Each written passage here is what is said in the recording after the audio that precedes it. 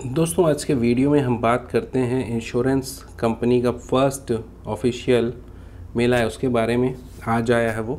उसके अलावा ये बता दूं आपको कि मैं रोज़ क्यों वीडियो बना रहा हूँ। रोज़ कई लोग बोल रहे हैं कि आप रो रहे हो, गाड़ी को लेके रोना बंद करो, इस टाइप का। तो दोस्तों, मैं कंप्लीट पिक्चर बताना चाहता हूँ आपको मेरे एक्सपीरियंस का, Tata EV, insurance company, battery का इशू, ये सब के बारे में। क्योंकि थोड़ा सा बता दूंगा तो एक गलत इमेज चला जाता है ओवरऑल। तो मैं आपको अपडेट करते रहता हूँ, ओवरऑल पिक्चर बताते रहता हूँ, अपने प्रीवियस एक्सपीरियंसेस भी बताते रहता हूँ, ताकि आप एक ईवी लेने का डिसीजन ले पाएँ या कैंसिल करने का जो भी डिसीजन है वो आप खुद से सोच समझ के ले पाएँ। टाटा का क्या स्टैंड है वो देख पाएँ और आप अपने से डिसाइड करें कि वो सही है या नहीं है, या मैं गलत हूँ। और इंश्योरेंस कंपनी का भी यही है कि मैंने कैसा क्या इंटीमेट किया और क्या काम हुआ, कितना दिन लगा। तो ये कंप्लीट पिक्चर आपके सामने रखने के लिए मैं आपको हर अपडेट देता हूँ। इससे दो फ़ायदे होंगे। एक तो आप लोगों को इन्फॉर्मेशन मिलेगी, आप लोग इन्फॉर्म्ड डिसीजन ले पाएंगे इन सब ईवी कंपनी, इंश्योरेंस कंपनी के बारे में। साथ ही हो सके तो आप लोगों की मदद से मेरा काम भी थोड़ा जल्दी हो जाए और मेरे को जो ये परेशानियां हो रही हैं वो कम हो जाए। तो ये सारे ऑब्जेक्टिव के हिसाब से मैं आपको रोज़ मोस्टली अपडेट देता हूँ। जिस दिन कुछ अपडेट नहीं रहता, मैं ईवी से रिलेटेड जो मैंने सीखा है वो बताता हूँ। तो चलिए इसी बात के साथ शुरू करते हैं आज का video. Let's go. So guys, मेरा नाम है doctor Girish. Doctor gadget channel में आपका स्वागत है। जैसा कि आप जान रहे होंगे, इतने दिनों से बैटरी का मेरे गाड़ी का इशू है। 65-66 डेज़ हो चुके हैं, रेजोल्यूशन नहीं मिला है। गाड़ी मेरी खड़ी है, बैटरी गई हुई है, ट्रांजिट में है या जो भी है बोल रहे हैं, बैटरी अभी तक आई नहीं है यहाँ पे रिपेयर या रिप्लेस होके जो भी है। तो आज मेरे को कंपनी का, इंश्योरेंस कंपनी का कॉल आया और उन्होंने बोला कि आपका क्लेम रिजेक्ट हो गया है। और मैंने ये बोला उनको कि ऑफिशियल कम्युनिकेशन नहीं आया। तो उन्होंने बोला अपना मेल चेक कीजिए, अभी आपको आया है। और मैंने उनको ये भी बोला कि भाई टाटा वाले बोल रहे हैं कि जो बैटरी का ट्रे है उसको चेंज करें, नहीं तो आपकी वारंटी चले जाएगी। तो आप बैटरी तो ट्रे को चेंज कर सकते हैं इंश्योरेंस में। तो उनका जो मेल है पहले वो बताता हूँ मैं। उनका मेल में ये लिखा हुआ था, जिसको मैंने थोड़ा कॉम्प्लिकेटेड है, मैं थोड़ा बहुत इंग्लिश जानता हूँ, उसके बावजूद मेरे को ये सब चीज़ समझ नहीं आई। तो नॉर्मल पब्लिक को क्या समझ आएगा। तो मैंने भाई अभी ट्रांसलेट कर दिया इसको चैट जीपीटी की मदद से। तो ये रहा ओरिजिनल आपका ईमेल जो इंग्लिश में है। उसका हिंदी वर्ज़न मैं शॉर्ट में बताता हूँ। मेल में नई चीज़ इन्होंने बताई है कि जो आपने बैटरी का नुकसान बताया है वो पुराना है और पहले से जुड़ा हुआ है, और आपके द्वारा फॉर्म में बताई गई जो वजह से ये नहीं हुआ है और मेल नहीं खाता है उससे, ठीक है। तो उपलब्ध दस्तावेज़ों के हिसाब से आपकी बैटरी 3/7/2024 को जो है उसका प्रॉब्लम आपको इलेक्ट्रिकल ब्रेकडाउन की तरह के रूप में हुआ था। जो मैंने आपको बताया कि मेरी बैटरी एक बार और चेंज हो चुकी है, वो उस समय की बात इसमें बता रहे हैं जब गाड़ी का एक्सीडेंट भी हुआ था 1 साल पहले लगभग। एक्सीडेंट के बाद गाड़ी वहाँ पे सर्विस सेंटर में 30 दिन खड़ी थी। 30 दिन 75% बैटरी थी, लेकिन जाते जाते 34% में वो डाउन हो रहा था, मतलब उसमें एरर आ रहा था, जिसका वीडियो मैंने पहले भी डाला हुआ है, तो आप देख सकते हैं पुराने वीडियोज़। तो उस दिन की बात कर रहे हैं कि उस समय आपका इलेक्ट्रिकल ब्रेकडाउन हुआ था, उसी की वजह से बैटरी का प्रॉब्लम हुआ है, ये बोल रहे हैं। जबकि वो बैटरी तो बदल गई है, ये बैटरी नहीं है जिसमें ये प्रॉब्लम आया है, ठीक है। आगे देखते हैं। हाँ, इसमें थोड़ा कंपनी ये बोल रही है कि आपने जो साइन किया है फॉर्म भर के, वहाँ पे ये भी लिखा हुआ था कि आपके द्वारा जो जानकारी अगर गलत है, धोखाधड़ी देने वाला है, छुपाया गया है, तो कंपनी पूरा दावा को जब्त कर सकती है, यानी दावे को, क्लेम को रिजेक्ट कर सकती है और पॉलिसी को भी ख़त्म कर सकती है, ये भी बोला। और इसके साथ पिछले या भविष्य में, यानी फ्यूचर के भी दुर्घटना में होने वाले जो है प्रॉब्लम्स को ये ठीक नहीं करेंगे। अगर वो चाहें तो ऐसा कर सकते हैं, अगर मैं गलत जानकारी देता हूँ तो। ये बात उन्होंने क्यों लिखी है, क्योंकि मैंने आपको बताया कि इंश्योरेंस क्लेम के समय शोरूम वालों ने 21 की जगह 24 डेट डाल दिया था। लेकिन मैंने ये काम अच्छा किया कि इस मेल के आने से पहले ही उनको रेक्टिफिकेशन के लिए मेल भेज दिया था कि मैंने 21 को जो आपको क्लेम किया था वही था, डेट इन्होंने गलत लिख दिया था, तो उसका मैंने मेल बाकायदा कर दिया है। तो ये प्रॉब्लम तो नहीं आनी चाहिए, क्लैरिकल एरर हो सकता है। टायर ट्यूब के नुकसान जब तक वाहन को उसी समय क्षति ना पहुंची हो, 50% तक के उसमें क्लेम देंगे, तो भाई मेरा तो टायर फट गया है तो उसका 50% दे सकते हैं। और उसका सब कुछ मैंने क्लेम में लिखा हुआ था कि टायर फटा है। जब एक्सीडेंट हुआ था तो मेरे को टायर फटा था यही बस पता था ना, अंदर क्या लगा है वो मैंने अंदर में कैसे देख पाता, अंडर बॉडी वहाँ पे। तो टायर का तो ये दे सकते थे, टायर के बारे में कोई भी जिक्र कहीं पे भी नहीं है कि आपका टायर वाला क्लेम क्यों रिजेक्ट हुआ है, जबकि यहाँ खुद बोल रहे हैं कि 50% तक के दे सकते हैं। इन्होंने फ़ोन पे बोला था एक चीज़ जो सबसे पहली बार कॉल आया था और आखिरी बार, कि स्टैंड अलोन अगर टायर में प्रॉब्लम है तो उसका क्लेम नहीं होता है, उसके साथ और भी डैमेज होना चाहिए। तब और भी डैमेज जब निकल रहा है बैटरी का, तो टायर का तो बात ही नहीं हो रहा है, बैटरी का भी बात, मतलब ये बोल के कि पहले ही इलेक्ट्रिकल ब्रेकडाउन की वजह से ये इशू हुआ है बोला जा रहा है।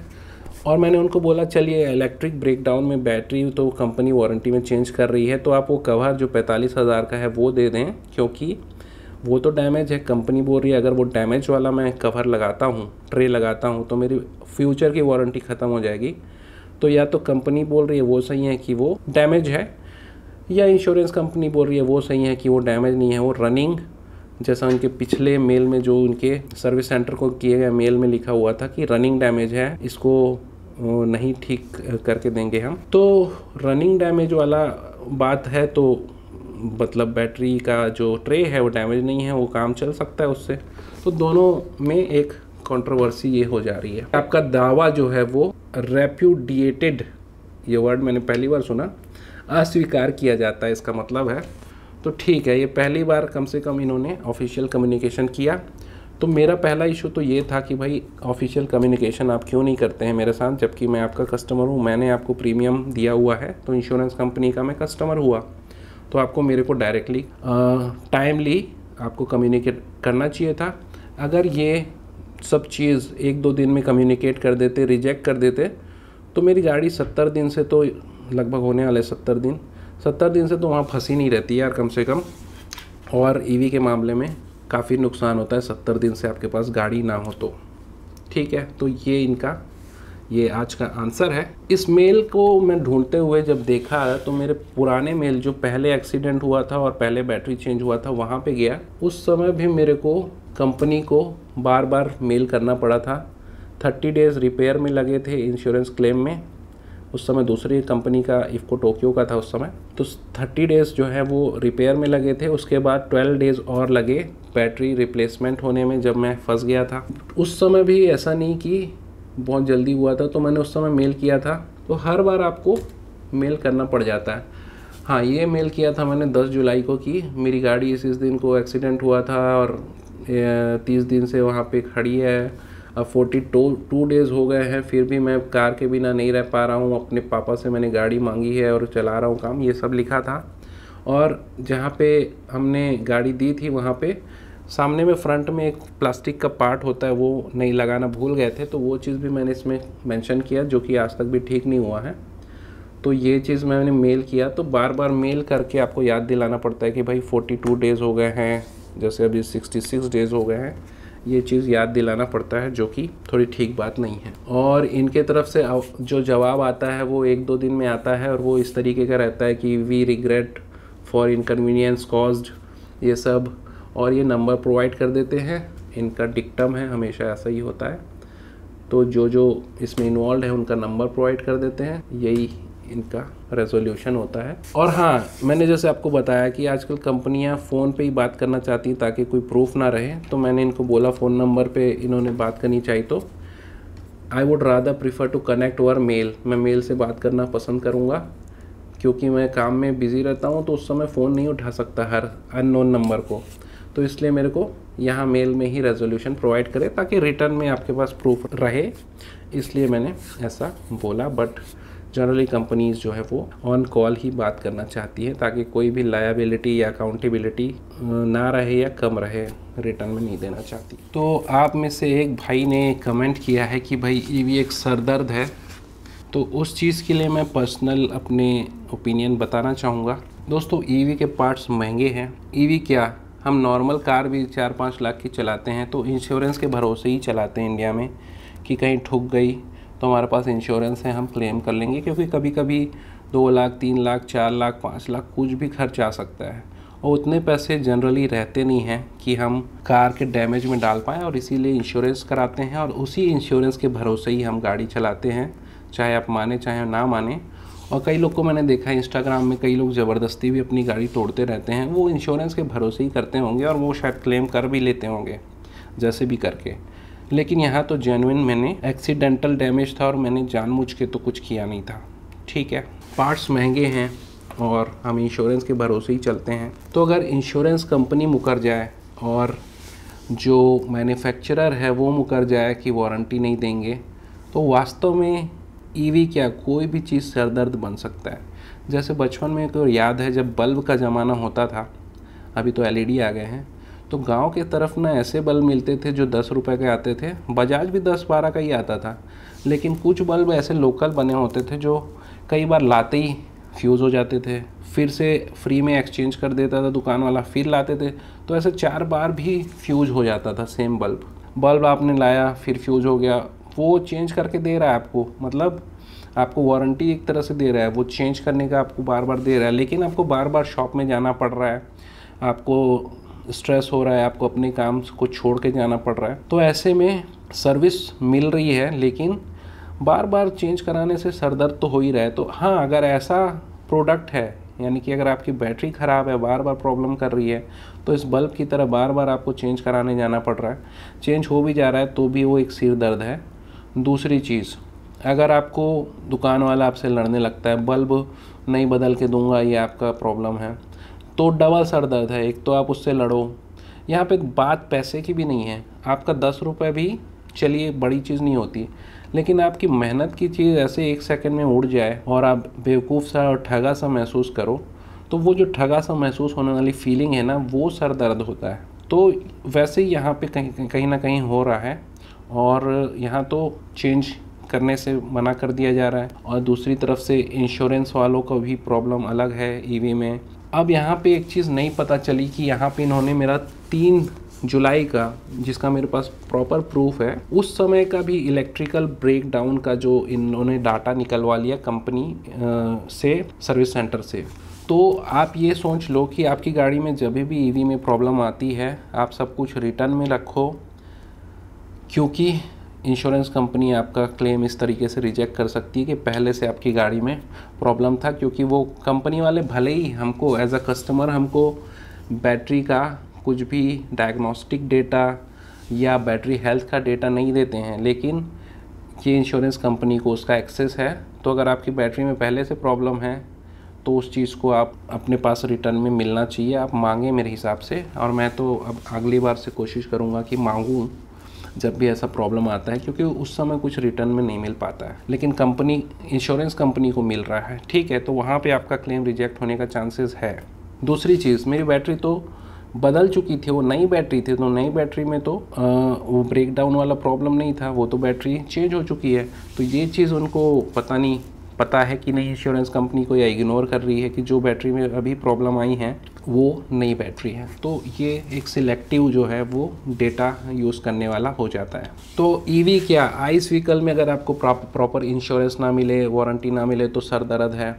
कोई भी प्रोडक्ट आप 10 रुपए का बल्ब भी लेते हैं, बार बार बदलना पड़ रहा है, तो वो सर दर्द ही होगा। तो ईवी सर दर्द है, मैं ऐसा नहीं बोलूँगा। क्वालिटी वाली प्रोडक्ट ना होना, ये सर दर्द हो सकता है। क्वालिटी प्रोडक्ट अगर नहीं भी है तो सर्विस उसके ऊपर डबल सर दर्द, अगर ख़राब सर्विस है तो वो हो सकता है। ईवी सर दर्द नहीं है, ईवी तो फ्यूचर है ही है, लेकिन जो बैटरी की क्वालिटीज़ हैं वो बेटर होनी चाहिए, सर्विस बेटर होनी चाहिए, और इंश्योरेंस का जो भी क्लेम प्रोसेस है और डायग्नोस्टिक जो है चीज़ें बैटरी की, वो ट्रांसपेरेंसी होनी चाहिए। और जब आप आईफोन में बैटरी हेल्थ देख सकते हैं कि इतना % है बैटरी हेल्थ और आपको 80% से नीचे आपको बदलना पड़ेगा, या 1 साल के अंदर ये 80% से नीचे जाता है तो कंपनी बदलती है, तो भाई इतना बड़ा डैशबोर्ड है, आपको उसमें बैटरी हेल्थ दिखाने में क्या प्रॉब्लम है। अगर ईवी कार्स में बैटरी लगी है, उसका हेल्थ इम्पॉर्टेंट है, तो डैशबोर्ड में दुनिया भर का तो आप डायग्नोस्टिक और फलाना ढीमका देते हैं चीज़, उसमें कनेक्टेड कार ये हो, तो बैटरी का हेल्थ देने में आपको क्या प्रॉब्लम है, ताकि हमको पता तो रहे कि हमारी गाड़ी की बैटरी का हेल्थ इतना है और वो इतना रेंज देगी, और सडन ड्रॉप तो नहीं हो रहा है हेल्थ में, या हम प्रॉपर यूज़ कर पा रहे हैं कि नहीं, प्रॉपर चार्ज कर रहे हैं कि नहीं। तो बैटरी हेल्थ मेरे ख्याल से ईवी मैन्युफैक्चरर्स को 20-20, 30-30 और 50-50 लाख की गाड़ी है, किसी में नहीं रहता है, वो मिलना चाहिए। तो ट्रांसपेरेंसी रहेगी और ग्राहक को भी पता रहेगा अपनी गाड़ी का क्या हेल्थ है बैटरी का, और कंपनी को भी पता रहेगा और इंश्योरेंस कंपनी को भी पता रहेगा। तो इस पे आप अगर एग्री करते हैं तो कमेंट में लिखें कि हाँ बैटरी हेल्थ हमको चाहिए ईवी के अंदर डिस्प्ले में। प्रोडक्ट क्वालिटी अच्छी होनी चाहिए, प्रोडक्ट क्वालिटी थोड़ी सी अच्छी नहीं है तो सर्विस अच्छी होनी चाहिए। मतलब आपके प्रोडक्ट अच्छा नहीं है तो आप उसको बार बार लौटा दो, जैसे वो बल्ब को लौटाते थे, आप बैटरी को आसानी से रिप्लेस कर दो। इतना भी क्या है, अगर आपकी बैटरी का क्वालिटी ठीक नहीं है या सेल का क्वालिटी ठीक नहीं है, इतना कॉम्प्लिकेट करके या इंश्योरेंस कंपनी पे डाल के या इंश्योरेंस कंपनी इस पे डाल रही है तो कस्टमर जो है सफ़र कर जाता है इसमें। तो यहाँ पे सरदर्दी नहीं होनी चाहिए। अगर आपके साइकिल का चेन भी बचपन में आपको अगर याद होगा चलाए होंगे तो बार बार उतरने से सरदर्द हो जाता था, अपन उसको बनवाने जाते थे। प्रॉब्लम जो है सरदर्द जो है वो ईवी का नहीं है, वो क्वालिटी और सर्विस का है, ऐसा मैं कहना चाहूँगा। इस वीडियो को यहीं ख़त्म करते हैं, मिलते हैं नेक्स्ट वीडियो में। तब तक के लिए bye bye, take care. Channel को सब्सक्राइब कर लें और बेल आइकन दबा दें और लाइक दबा दें अगर वीडियो अच्छा लगा हो तो।